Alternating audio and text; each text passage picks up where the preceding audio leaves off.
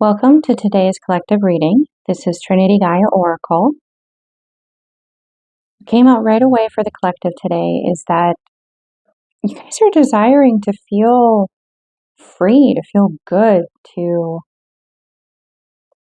know that it's okay, that it's not selfish to do so, that really in the pursuit of feeling good, you're allowing yourself to be your highest self, to be your best self when you do interact, co-create with other individuals. So you're actually being selfless by taking care of yourself.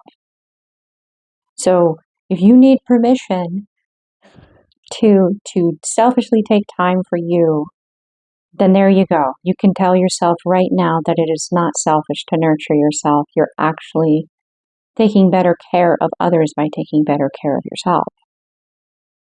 Very clearly, there is also an element of possibly feeling really overwhelmed, overloaded, and mainly in the senses, but it can definitely apply in other areas. You know, social interaction, pressure, expectations. But in particular, what you're invited to do is spend time, where you're like a little removed from stimulation so that your nervous system can calm. Like go into a cool, shady room. It's not necessarily going to be the middle of the night, so it might not be dark, but, just like have the lights off and maybe put some noise isolating earbuds in and just kind of sit for a moment or two and breathe and just be away from that nervous system stimulation of all of it coming at you. That way, when you go back to whatever expectation or task you were in the middle of doing that you desire to complete and bring your best self to, you'll be coming from a space of calm where your parasympathetic nervous system will be engaged more than your sympathetic nervous system, which is you being in fight or flight. There's also the emphasis on spending some time in the sun. Depending on where you are on the planet at this time, if you're in the northern hemisphere, it's more than likely going to be, especially in the States where I'm located, it's going to be summer. So this is the perfect time to feel the hug of the warmth and to experience the heat of the sun on your skin and just kind of bask in that. Imagine that heat just kind of transmuting any of this stress as you fully become aware of that one sensation. Other sensations tend to kind of ease up as you decide where you put your focus, as you choose to work with that, the element of that sun and in the instinctual relationship that we have with the sun. Humans throughout our history have gravitated towards the sun as an incredibly powerful element in our lives, and it is. Without the sun, there is not life. We wouldn't exist here. We wouldn't have seasons. We wouldn't have plants or animals or the atmosphere that we have that we get to enjoy. So, an honoring of those routines, the fact that we are as human beings still mammals. We have instincts. We have biorhythms to create some kind of structure in your world. If you don't have a regular sleep cycle, because work, maybe your schedule's constantly shifting, have something that you do every day when you get up and before you go to bed that you can allow to anchor you into a routine, even if you can't do it every day at the same time. It's an honoring of this is how I begin my day and how I end my day. Having some kind of a routine like that, especially if you use that time to desensitize, to lessen the amount of stimulation coming at you, it cultivates a space of peace within yourself so that you, by taking care of you in this way, are loving yourself. giving yourself space to be aware of what's going on inside of you and to consciously choose to create a barrier. Yes, this was overwhelming, but you know what? I acknowledge that, and because I acknowledge it, it doesn't persist, and I can let it go. It doesn't come with me after this thing that I do every day where I have this space. And know that in doing that, you're only empowering yourself to be able to be in a state of feeling good more often. Thus, you are actually writing your story as a healthier version of you, a happier, healthier version of you. Because you do, through every choice that you make, you do write your story. You determine how you experience your life. Now, that is not necessarily going to say or mean that you're in control of other people. You're not. You do not write their story. You write yours. You determine how you move. They make their own decisions, and you're not responsible for their decisions. As someone who is possibly experiencing this overload, this overwhelm, you are very likely empathic enough to be able to be picking up on other people's stuff, and maybe you don't realize it. Maybe you're owning what's projected at you. And having a ritual like that every day, something you do at a certain time where you remove yourself from all this noise, this sensory input, you'll have a space where you can kind of cultivate a relationship with what you feel like, what your baseline is.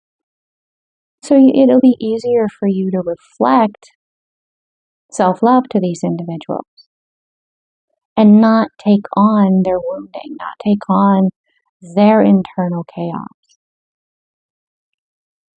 It's a boundary that you're setting with love and compassion for yourself because you deserve to feel good. And others really probably enjoy being around you when you feel good.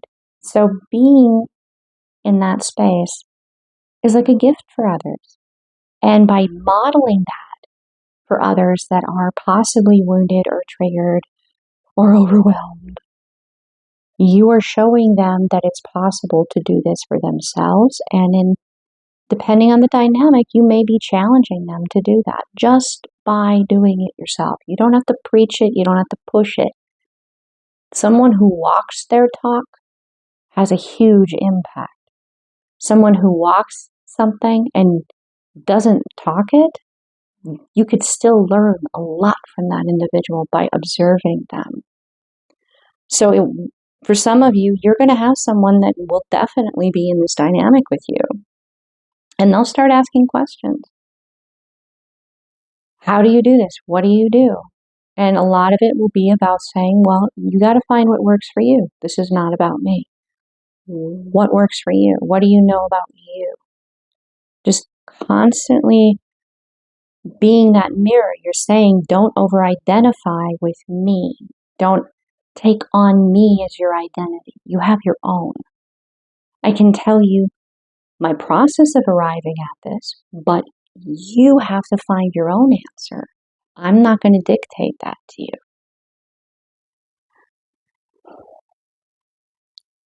There are some questions that have come through for you as to, are you receptive to this information? Are you receptive to this?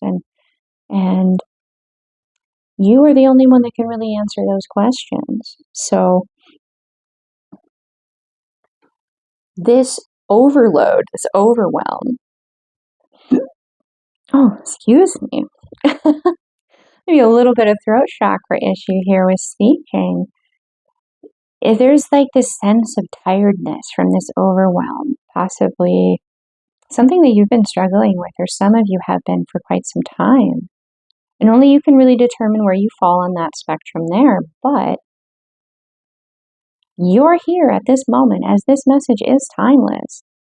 And hopefully there's a synchronicity in here for you, a validation, or a question that just perfectly brings you to the answer that unlocks something that you've been trying to find the right words for. Words do have power. They do. This has been something that you have been manifesting within you in a balanced aspect, like both your internal receptive and assertive energy, your masculine and your feminine within you has been manifesting. You come to this moment where you're like, yeah, I do get really overwhelmed. I do get really overloaded. Maybe you've already found how to work with that, or this is just reaffirming the things that you already know, but it's saying, yes, this is the right path. To take this time to remove yourself from all of that overwhelming input coming in and offering that love to yourself. Are you receptive to that? Are you willing to give that offer of overwhelming love to yourself, knowing that when you do that, that it will overflow onto everybody around you? And the question here really very muchly is, are you receptive to the concept that you, your higher self, you being in union within you, you are connected to all the different aspects of yourself? Are you receptive to that concept being true? That you have facilitated this awareness, that you have brought yourself to this timeline, that you have made it so that through, time travel, quantum entanglement, synchronicities, working in co-creation with the divine, however you relate to that aspect, are you open to the divine having a hand in helping you create this? And that you've done the work to be able to do that, to bring yourself to this moment where you can own genuinely, authentically, and completely that you are worthy of giving that ultimate love to yourself, knowing it will overflow. And yeah, there may be energies that want to kind of take that from you, but they can want that all they want. They do not have any power you don't give them. Darkness will always recede from the light. And that cup that you're offering yourself, you can't touch because it is pure light. It's all of the colors, pure light. Now, for the assertive energy, what you're willing to give to, what you're willing to act towards, there's some pretty straightforward questions. One, and it's kind of a challenge. It's very blunt. So, are you sure that you are this star? And what the star means in the tarot is that you are a divine being. You are awakened. That you do matter to the divine. That you are co-creating with the divine. That you are known and you are loved by all of yourself. Are you willing to accept this as true? Because you're overwhelmed and you're tired, and you're maybe a little grumpy when you go into this aspect of giving yourself time to decompress, to not have to deal with all of it coming in, so that you can find your best self, to feel good, to come back to it. Are you certain that you're owning that you are that being, that you are a divine light in this universe, in this world, that you are co-creating? Because the next question, being in union within yourself and loving yourself, having called in this option, this opportunity, this timeline to offer that cup to yourself, that overwhelming abundance of love to yourself, knowing it will overflow. Are you open to a 10 of Pentacles being a part of that? Abundance in the physical. Are you open to receiving that? Or, do you have some healing to do there when it comes to abundance in your life of the physical aspect? Very clearly, it's, does money somehow seem to be a corrupt aspect for you? Do you relate to it as a corrupting force? So if you have all the love in the world, can you have money? Is this like something that you are possibly blocking? Because possibly to you, having the money means it'll corrupt the love. And in answering that question, especially, like I get some of you like, oh, hell no. I would love to have all the love and know that it's going to be supported financially. That would just allow the love to really flourish even more because it wouldn't be stressed. Stating these things to yourself clearly could be the whole point as to why this question came out. It may be simply healing to say these things to yourself. Maybe out loud, maybe only internally. And also, are you hesitating and embracing loving yourself that completely? Are you somehow feeling this drag instead of feeling like you could just take off like Speedy Gonzalez, just, or Roadrunner? Like I'm hearing like the little cartoon sound, like the little sound. Oh my gosh, I can't do it. I think I don't have the right tools to mimic it right now. But either way, what is causing you to resist that? There may be some healing in that answer that you give to that question. Hearing like journaling it out maybe to be able to see it placed outside of yourself. Psychologically, that is a liberating. It's saying it's no longer in me, and I've reflected on it outside of me. I've created it, I've manifested it, and here's my answer, and I own that. Because you are, at this point, you are connected to all of you, and you do hold the ability to create with your will the timeline that you choose to live with every decision that you make. So what life do you choose to live begins within you. Who do you choose to be? How much do you choose to love yourself, to empower yourself? Because that has a ripple effect outwardly from you in every decision that occurs around you. If you choose to be in a state of fight or flight, the world you live in will mirror that to you. It will help maintain you being in that state. And it's up to you if that's the life that you want to lead, that you want to continue to live. And saying that you want to have a life where you get to not move in your decisions from survival mode is the first step to say, this is what I decide. You have obviously you've made some choices that have actually been assertive in your life to create this, where you're not always in fight or flight.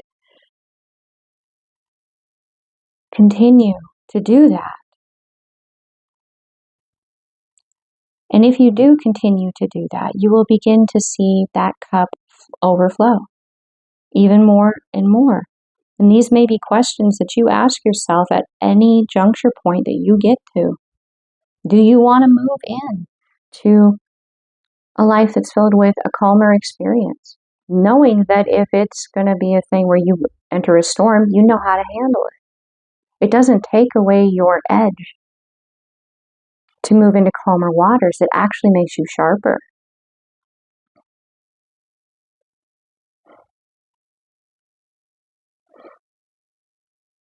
There's a balancing here. There's a balancing of the shadow within and still having a relationship with that. The shadow is the parts of you that you find sometimes actually make it hard for you to love yourself as much as you would like to love yourself. And you find yourself kind of holding yourself back. Your shadow, when it displays itself this way, is an invitation to love that part of you, to allow it to be other than that in your life by understanding it. And in doing that, you are going to bring not just a 10 of Pentacles into your life, but you got a 10 of Cups here. By doing that work, you are loving yourself, and you are thus allowing the world to mirror that back to you. And then you're in a state of being receptive to not only having a 10 of Pentacles, but being capable of offering that to any dynamic that you choose to co-create with. Being receptive to that. The not needing, but you can offer to that you desire to work with. And there's definitely a desire to be defensive, protective about this state within you. And this may be a balancing that happens. Getting the Two of Pentacles, the bouncing of the ball back and forth. Playing ping pong, like taking turns. Left, right, left, right. Oh my gosh. Left, left, left, right, left. Just came through my mind there. You know, the discipline. This is something that you will become very good at doing. Very good at doing. The challenge then will be, how do I challenge myself now to stay on my toes? And when you find yourself there, you'll already know the answer. More than likely, you will begin to find yourself interacting with other individuals of like mind that have had similar paths, that will be able to bring in that challenging dynamic of, well, what if this? Well, what if that? All right, and that is your reading for today. The divine within me honors the divine within you. Namaste.